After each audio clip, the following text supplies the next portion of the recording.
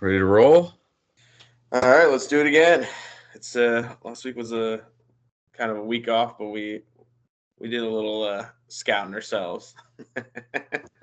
Yeah, it was nice of them to let us attend a NFL game in person. It's Yeah, you a rare forget sight. you forget how fun those things are. Yeah, hopefully not too much forgetfulness after that one. Yeah. Maybe some Wild brain weekend. damage. Yeah, Always wild man. in the NFL. Yeah, trades keep happening. It's kind of crazy. I feel like every time I'm turning, there's a big name. Or if these, it's so funny. If these names were traded 4 years ago, these would be the biggest trades of all time. Some of these names. But traded now, it's like, oh yeah, we kind of expected that. Right, It's exactly. Like been rumored since the preseason that these guys are going to exactly. go. We'll see how many more guys get traded, but these Right. big name receivers with expiring contracts, there's only so much they can do on a losing team.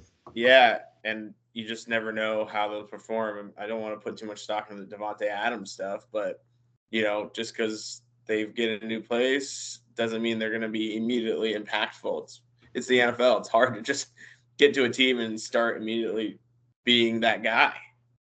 Yeah, no, I mean you gotta get synced with the team, understand the play calling. Yeah. All the terminology is so different. You saw Amari Cooper out there asking Keenan and Coleman, what route am I running? He gives him a And he number, and gets he's a like, all right. touchdown.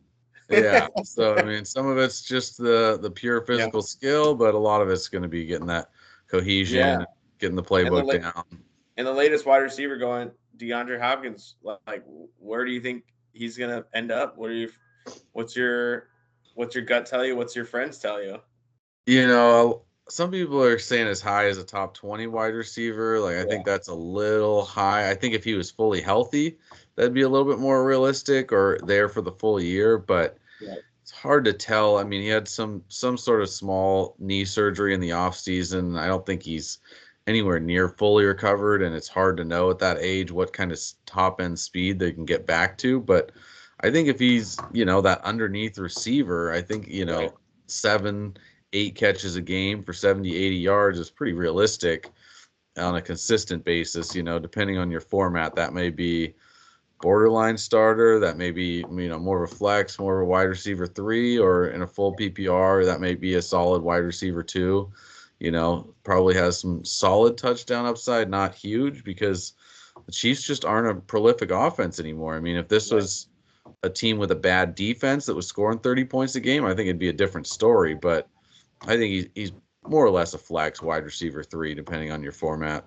I find DeAndre Hopkins interesting because I think part of the Chiefs' identity is we don't need to go punch for punch unless we have to. And so far, they haven't had to try and like ramp up their offense, and they're not going to. Why would you put Patrick Mahomes, Travis Kelsey, your best players in these positions where they could get hurt or late in the game, like something stupid could happen unless you need to. So I do think they're preserving. I mean, they are a championship type team. Also, outside wide receivers on Kansas City don't always do that well, with especially his type of um, receiving skill set. To your point, not a burner. He's not a guy that Patrick Mahomes has had a lot of. He's had, 6'1", 6 foot guys who are just the fastest guys on the earth. So we'll see how he meshes with Patrick Mahomes.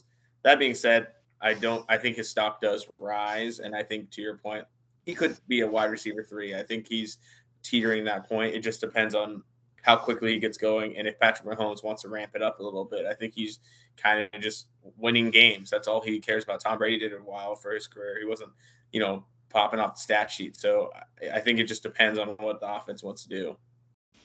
Yeah, what they have to do. I mean, if the defense Right. keeps playing like this, they're going to keep Exactly. ground and pound, dink and dunk. And a lot of what Andy Reid does is he likes to set things up in the regular season to then have counter plays, reverses, different things built off it for the playoffs. So they Yeah. really are holding a good bit of that offense back, and they're not showing you everything that they intend to do. And as long as they've got a stranglehold on the division, they're not going to show almost any of it. I mean, maybe Exactly. towards the end of the season, if they really needed some wins, some really big games for seeding, but other than that, you're not going to see a whole lot of it. And then all of a sudden, the offense changes in the playoffs, and that's why they've been so effective in the playoffs. Is things they've done all year. All of a sudden, now there's a wrinkle coming off of it. There's an extra pitch. There's an extra read, an extra counter, whatever it might be, to just confuse defenses that have thought that, I've seen this all year. I know exactly what they're doing. Well, now they're doing something different. So, be interesting to see. I think he fits into that Rashee Rice role pretty well. So that's going to be underneath, lots of volume, maybe not a ton of touchdown or deep balls, but fun to see the movement in the NFL. And I don't think it's done yet. We've got November 5th is the trade deadline. I know everyone's like, when is the deadline? Is it today? Is it this week? It's like, no, we still have almost 2 more weeks until the deadline is over. It's a lot of movement.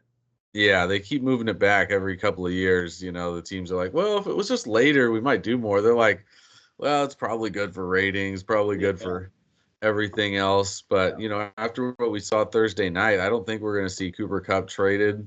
The Rams kind of right back in it. Stafford looking great with both of his guys. And surprise, Puka Nacua just pops up and ready to go, ready to play, ready for a 100-yard game. So, yeah, that offense looks great. I mean, anytime Matthew Stafford, my friends and I discussing, like, Matthew Stafford almost looks the healthiest he's ever looked. Like, he looks great back there. He's scrambling out to the side. He's throwing these random pitches to Kyren Williams. That Rams offense, man, when it's healthy, and that's the big key this year so far. I mean, last 2 years, can they stay healthy? That's a dangerous offense for sure. Yeah, no, super dangerous. I mean, made the Vikings look like an average team, and so we'll see if they're more of an average team. Phantom face mask, though. That's or not the Phantom, the missed face mask call. It's pretty brutal.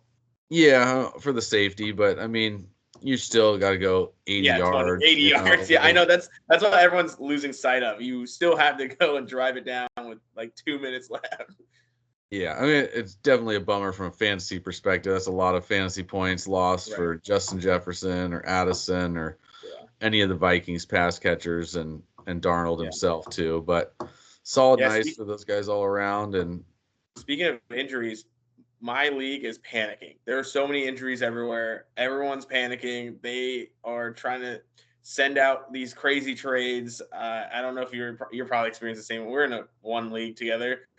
I feel like they're panicking in that league. I had Ayuk out, Nico Collins on the IR. You had all these other guys. Christian McCaffrey still hasn't come back yet. It's just all these injuries are starting to pile up. And I had Jane Daniels. Week to week now says he's probably not coming back for a little bit. Yeah, at first it seemed like they were trying to make it seem like he was going to play this week. And, the closer we get, the more likely it is he's going to miss at least this week. And with ribs, a smaller quarterback, it's just one of those things you don't want to let him back on the field until it's at least mostly healed. I mean, ribs I always say, is a pain tolerance thing, but at the same time, it's like you crack some more. I mean, look at Taysom Hill. Like, that's not a small dude, and he cracked some ribs. Been out 3 weeks now, so he may finally be back, but it's definitely tough. And we're seeing some panic, tough playing in a dynasty league for some of these guys. The first time in a dynasty league, they're like, oh, my season's not going well. I got to make some trades. Yeah. And they don't really know how to value first-round picks. And so we had a trade that was so egregious, the whole league was up in arms. They had to end up renegotiating the trade because it was at first Christian McCaffrey and 2 first-round picks for Rome Odunze and Chuba Hubbard. So that's too much for the league to handle. Everyone lost their minds. So I haven't seen a trade get vetoed in so long. That's how bad that was. Yeah, it was one of those where everyone's like, no, we're not doing this. Like, everybody needs to understand a first round pick is worth more than Christian McCaffrey right now, you know. So agreed. Especially if you don't know how long Christian McCaffrey's been hit by this so long.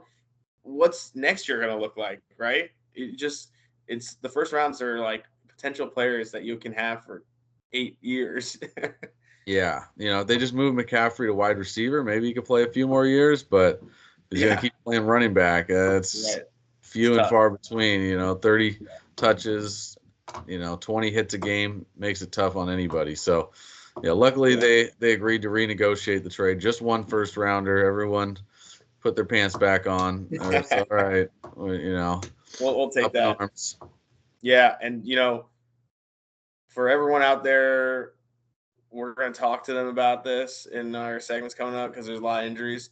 Try not to panic. Try to kind of play the waiver wire and make smart trades.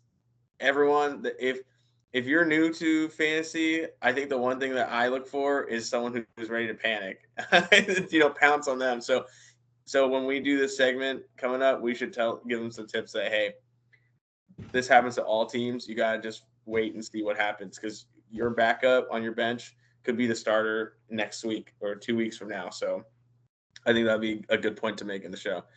A lot of good matchups this week that we need to talk about for some players. A lot of good matches. I like James Cook this week. 16 ranked. This guy coming off an injury, didn't need to be used that much. Buffalo blew out their opponent last week. They're playing against the Seahawks. And while the Seahawks look decent against Atlanta with their defense, I think James Cook is due for a big game. I think, with all the attention on the Buffalo wide receivers now with the addition of Amari Cooper, I think James Cook is due for a big game this weekend. Nice. So they got us doing guys that we think are underrated again, or what do they got on the set for the show? I think I have buy high. So like who we think are we should is going to have a good week this week. Is it for this week, or are we trading for them for the buy high? That's a good point. How do you want to do this? I think we should do who's going to have a good week this week and who you maybe should target. Maybe a little bit of both. What do you think? A little bit of both. Kind of we'll do it more of like an underrated, but talk about it maybe if we think they're a good buy high candidate. Yeah, I'm good with that. Okay. All right, that works. We got Javonte Williams too. I mean, it looked great last week against the Saints. Hard to get a worse run D than the Saints, but hey, here come the Panthers. So back-to-back weeks for Javonte Williams in a great spot. I think he really is starting to come on. He looks like he's finally truly healthy. It takes a long time coming off an ACL. Like all last year, he looked sluggish. The offensive line looked good too. I mean, it wasn't just him running well. It was like big holes opened up. Backups were getting some good chunk yardage too. So, I mean, I think it's the right time to go out and grab Javonte Williams. He's not overvalued right now. He's, right in that low-end RB2 flex running back range. But if he can really take a stranglehold of that offense, or Bo Nix kind of takes a step forward and he's getting more cheap, easy touchdowns at the goal line, I think he could be a real value going forward the rest of the year. Yeah, and look, Bo Nix just looks better than people expected. That offense looks a little bit better than people expected. I think the Broncos, I mean, think of it. Sean Payton with his running backs utilizes them in every which way. Javonte Williams was kind of on a shit list last year and earlier this year. But I think now he's really proven that he's the lead back. There's a lot of Jaleel McLaughlin talks, but I think those have subsided, at least for now. So I like Javonte Williams. I talked about Buffalo. I like Keon Coleman. I mean, I think that guy, the fact that he can tell his number one wide receiver is like, hey, this is what you're supposed to do, and it's a touchdown, I think it gives me, the addition of Amari Cooper kind of takes the pressure off of him as a number one. He got a ton of targets. I think he had a team high in targets last week, but he's not the premier guy. So I do think that for Keon Coleman, this guy is cheap right now. He's lost a little value just due to the trade, but I think this actually helps Keon Coleman in the long run with Amari Cooper there now. He clearly has a grasp of the offensive playbook at this point, and I do think now that Amari Cooper gets the number one cornerbacks, the more attention in the secondary, this will open up a rookie who has needed a little bit less of attention on him to kind of make a little bit of mistakes here and there and get a little more separation here. Yeah, I think it's really his speed that's kind of slowing him down against these number one corners when he's getting against either a safety or second, third corner. Definitely a much better matchup for him, and he can use that size and really box guys out, get open. And Rachaad White, I mean, this guy was left for dead a couple weeks ago. Everyone's like, it's Bucky Irving, it's his show, it's all him. Now Tampa Bay loses their top 2 wide receivers, Godwin for the year, Evans for a month. And so Rachaad White being a great pass catcher, I think he's going to be put out Yeah. there in the slot more, all the way outside. You're going to see him and Bucky Irving and another running back on the field at the same time. And it looks like Bucky Irving's going to miss this week. So this is kind of the perfect time to go ahead and buy on Rachaad White. Like, I think he really is going to end up being more of that RB2 that he was drafted as. You know, some people maybe a little over optimistic taking him as closer to an RB1, but I think he's going to end up being a low end RB2, especially if he can keep getting the passing down work. And, you know, he's pretty explosive there. And Baker's got to throw to somebody at this point. Yeah, no, totally. I just think targets need to go somewhere, to your point. I mean, we'll talk about this. I mean, you have Sterling Shepard, Trey Palmer, like these guys that are seeing their like third team late in their career. It's just Rachaad White had always been a safety blanket for Baker Mayfield, and now more than ever, he's going to need him. Sean Tucker, I said his name a couple of weeks ago. He's probably out there, so that's someone to also keep an eye on with the injury bug hitting Tampa Bay pretty hard. My next guy, the fact that this guy was shot and is back before Christian McCaffrey, Ricky Pearsall, I think he's unranked, probably out there still. If I were to tell you who played the most percentage of snaps at wide receiver for San Francisco, would you think it's the guy who's coming off a shooting? It's Ricky Pearsall. He had 76% of the snaps last week. He clearly in the second half, after Brandon Ayuk went out, got double the targets. He's running extra routes. I think this is a first round pick. People forget this is the guy who's going to take over some of these targets, at least until Christian McCaffrey comes back. I think he can slide in with the targets. Now, will he be as great as Brandon Ayuk last season? I don't think so. But again, targets have to go somewhere. And I think that's going to be the guy that steps up.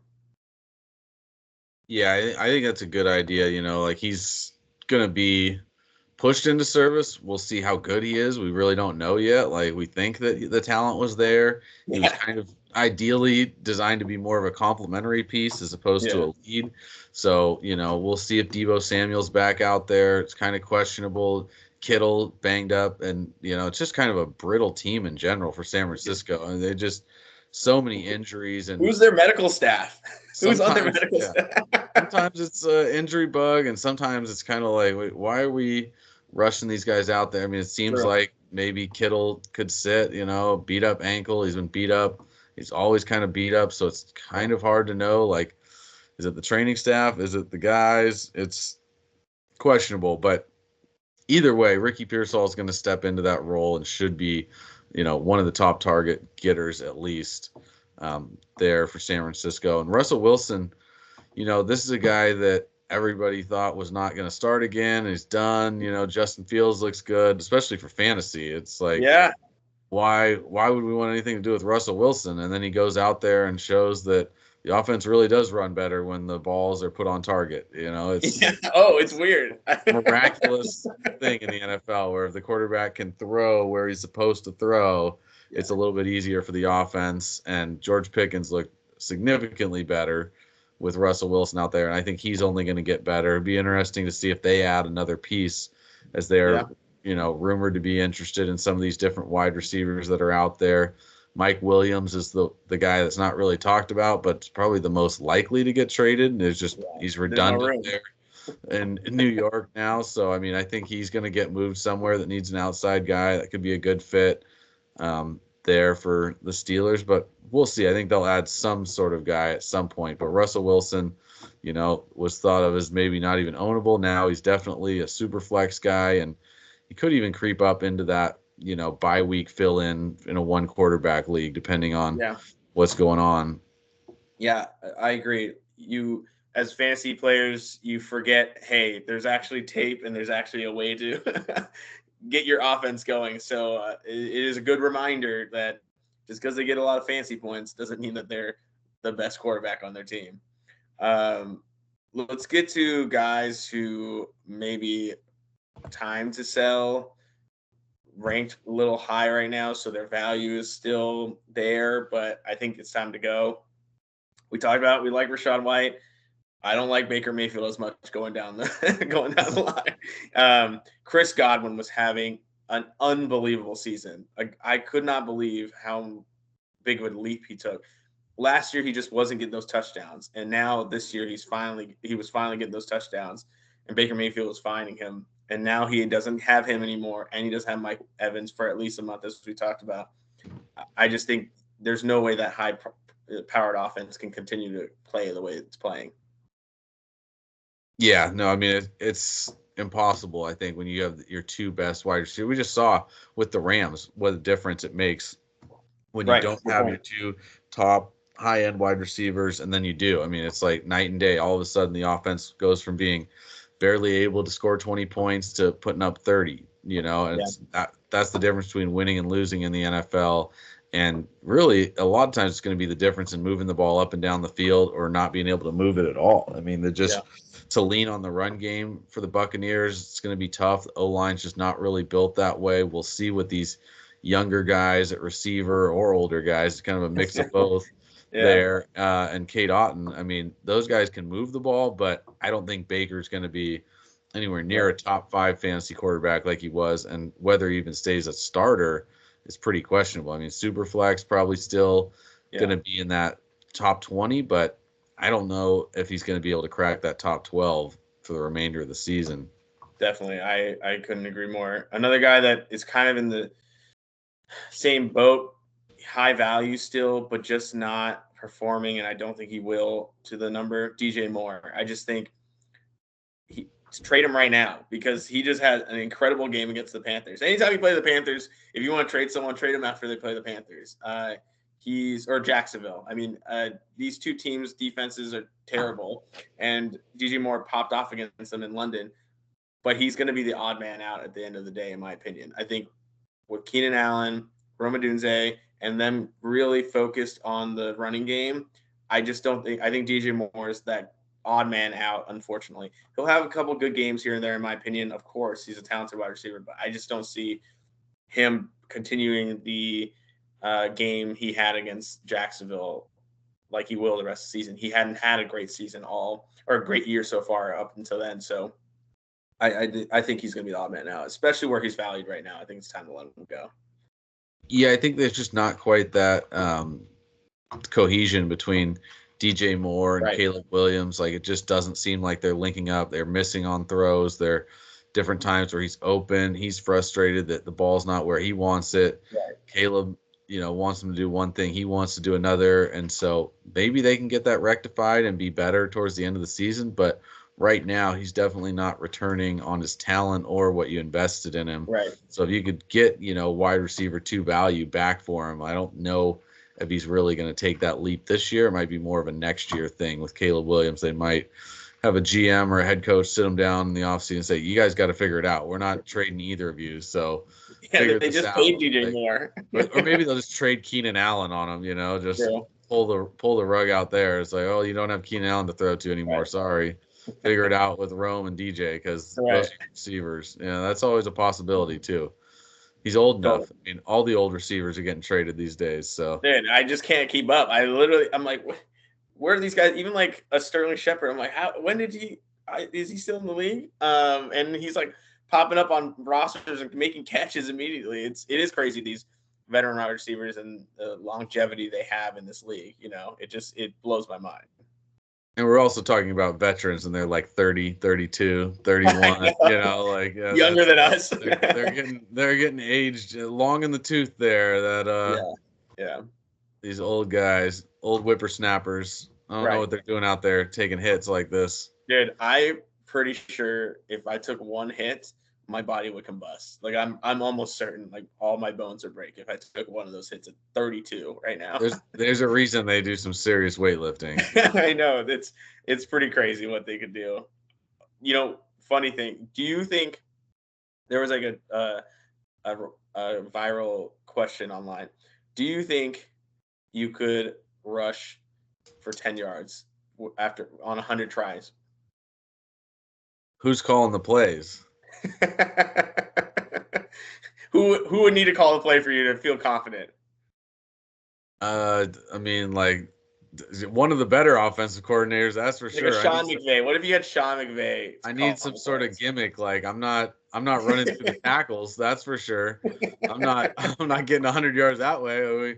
We got some, fake sweep one way throwback to me, like backwards pass, wide open run, sure. Like, you need Detroit's play where they like hit the hitch and then they like lateral it to you. Yeah. Then I'm running. Like I'm off. If nobody's within 20 yards, then sure. But running through like you give me the ball like you give it to David Montgomery, there's no way. There's no way in hell that's happening. Like nobody's running up the gut for like 3 yards at a time. Like no, you're dead after two carries. I also like the idea that our bodies would be strong enough to get through 100 tries. Like there's just like I would have like maybe 2 tries in me and like I'm done. I can't. There's no way. Yeah, no, they wouldn't even have to tackle me, and I would. Right. It wouldn't be able to do 100 tries. Like right. No, it'd be crazy. Speaking of a guy who can do both, Deebo Samuel, that dude is getting destroyed, sick. He's getting hurt. He's trying to be a running back. He's trying to be a wide receiver. He's the only guy on the team. I think he's gonna. I think right now, if you can, that team is just in flux. There's a lot of question marks. I think he's still gonna be solid, but I do think Deebo is. They're gonna try to save some of these healthy guys. I'm hoping. I don't know if Deebo Samuel, especially with Christian McCaffrey coming back, is gonna get as many opportunities as he has right now. We'll see. Still young, but I think if it'll be hard to let him go, but I think at this point there's just no one else out there that's kind of going to keep the secondary's interest, and that's only Deebo Samuel. So I think it's going to be really tough to get some of these points for him moving forward. Yeah, Ayuk out, so a lot of people are going to kind of assume that Deebo's now like more valuable, so it might be a good time to go out and sell him, even though he's just put up a goose egg for people, has pneumonia in the lungs, like just can't shake anything, and he just is always injury prone. Like it's so hard for him to return his value because he just doesn't play many more than 10 games. It seems like it's all said and done. It's like when he's out there, he can perform great for you, but he's just so hard to count on. It's just a tough guy to have locked into your lineup and count on as a number 1 or number 2 receiver. I mean, just another guy that's getting old faster than we think. I mean, he's probably still in his 20s, like 28, 29. It's just been a long, grueling career for him there in San Francisco. Like, seriously, that guy's aged so much because of just the usage. They're like, oh, we don't have a running back? You be the running back. Oh, you need not a wide receiver? You be the wide receiver. His career's like the exact opposite of Tyler Lockett. Like, it's like Deebo's like, oh, there's 3 guys around me. I should just run into them. Like, I'm running straight into all of them. Like, he'll break like 3 tackles to gain an extra 2 yards. It's like, he probably could have just dove on the ground and got those 2 yards. It's like those rookie quarterbacks are like, get down. This is not worth it. Like, you have so many more plays to go, but it's hard to, tell a guy who's played like Deebo Samuel his whole career to be like, hey, maybe take some hit. Maybe he should talk to Tyler Lockett one of these days. That guy, where you sneeze on him, he's gonna fall over and be like, I'm you can touch me. I'm down. Yes, Stefon Diggs is, another guy that I think is a good time to come off of. Like once Nico Collins is back, like I think the offense will be a lot better, but I just don't think Diggs still has the speed. Like I think he's just going to keep aging more and more as the season goes on.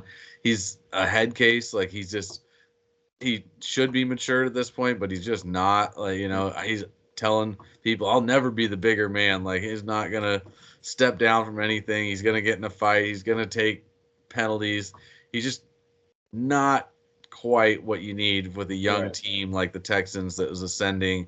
Unfortunately, you do have to still get him the ball, or he's going to lose it on your own team. So, he's going to get some work still, and they've been doing a good job getting him the touchdowns, but he's just not a guy that can get you 100 yards anymore. And once Nico Collins is back, I think he really takes another back seat and kind of sits back because it really should be more Tank Dell getting those number 2 looks, or at least those big yardage plays. I mean, Diggs is kind of going to be your third down converter, maybe a little bit in the red zone, but low ceiling, I think, without the touchdowns.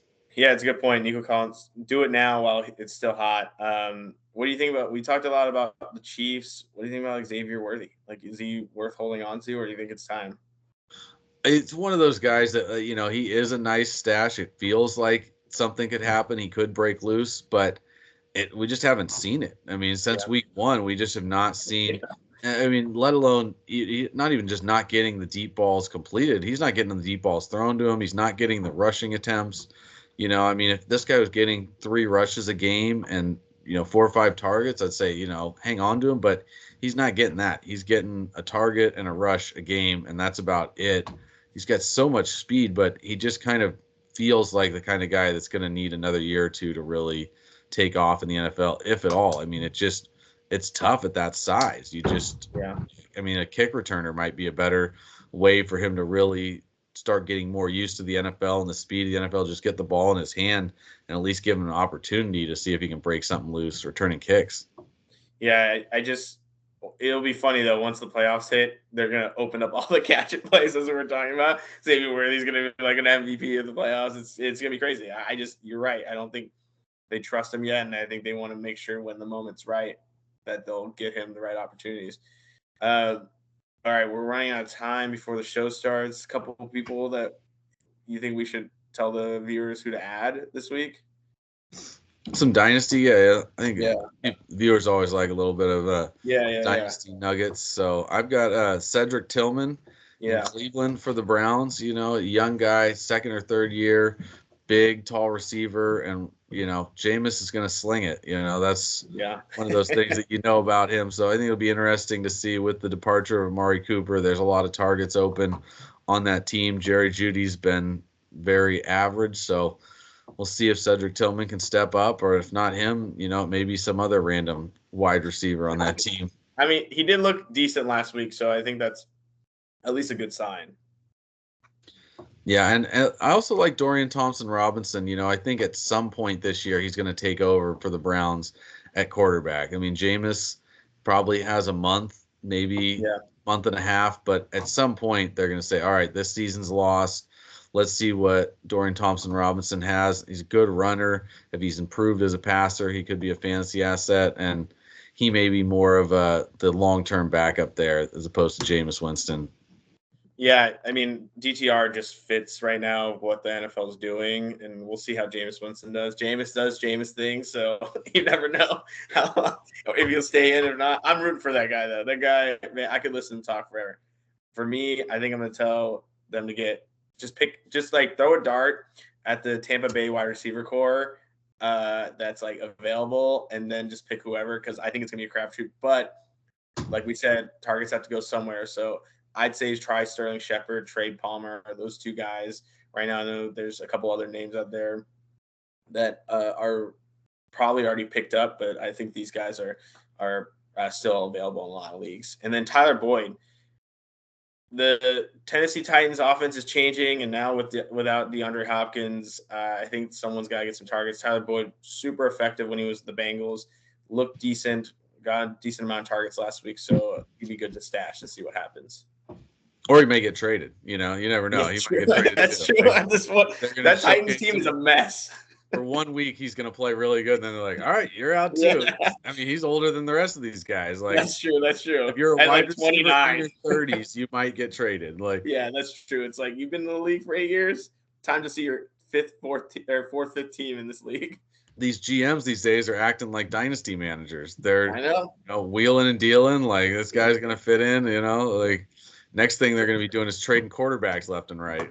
That would be crazy. That would make the NFL, like, how like the MLB trade deadline and the NBA trade deadline, everyone's always on their phone, like looking. It'd be fun if the NFL actually got to that point, but we'll see how fast it gets there. Yeah, the things they never trade are offensive tackles, quarterbacks, and DNs. Like, you got to be really disgruntled to move one of those guys. But I mean, Justin Fields, who knows if Russ plays well next couple of weeks? Do you need Justin Fields? They trade him in the offseason, but not that season. It's real tough to see a quarterback dealt. I mean, maybe as a backup, but you don't really see a starter. I mean, especially, what are you going to do? You're going to bring in Justin Fields and try to make a playoff run? I mean, then nobody's bringing him in. The teams that need quarterbacks aren't good teams. It's kind of the problem with it is like, oh, all right, we'll address it next year. Like, we'll draft instead of take a good draft pick and then we'll worry about it. Yeah, It'd be that nice is to the see. Madden. That's the Madden in me. We're like, all right, Russell Wilson looks good. Let's trade Justin Fields. Yeah, no, not so much. They're gonna Yeah, they're gonna hang on to Fields just in case something happens probably. to Russ. And that's why you'd make a good GM, and I wouldn't. So, all right, it looks like we're about to start the show. So, It's showtime. you ready? You feel prepared? I think we're good. I think we ran through it all. All right, let's do this. How now, brown cow? All right, I'm ready.